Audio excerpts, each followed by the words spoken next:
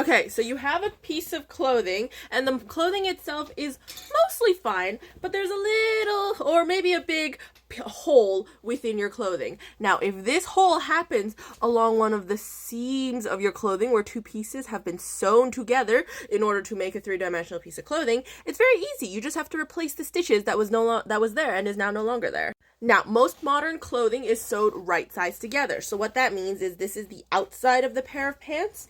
This is the inside of the pair of pants. And I'm going to put the outsides, aka the pretty sides, touching each other. And I'm going to look at things from the inside of the pants. Now, these two pieces were sewn together. The thread is now gone. You can see the thread has started here. It is missing here.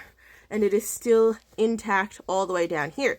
So I'm going to put my clothing right sides together. I'm going to hold these edges together, and I can do so using pins until I can sew them together.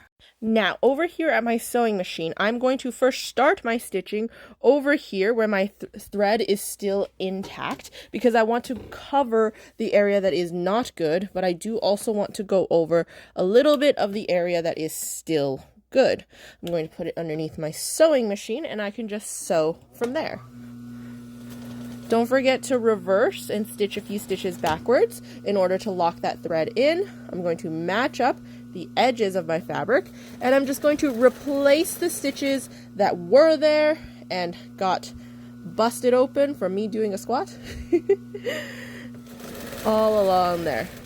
Now, however far your stitches are from the edge of your fabric, you want to try and mimic that amount of room when you are redoing your line of stitching. And now I'm getting close to where my stitches are still there. I'm just going to blend my stitching into this existing line. A little bit past where the opening was, back stitch, and now I can take this out. And now the giant gaping hole that was in my pants is no longer in my pants, and I can wear these again.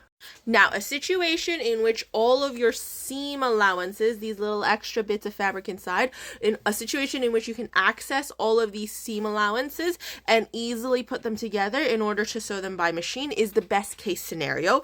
But there may be scenarios in which your seam allowances are caught up inside something and they're not quite free for you to access.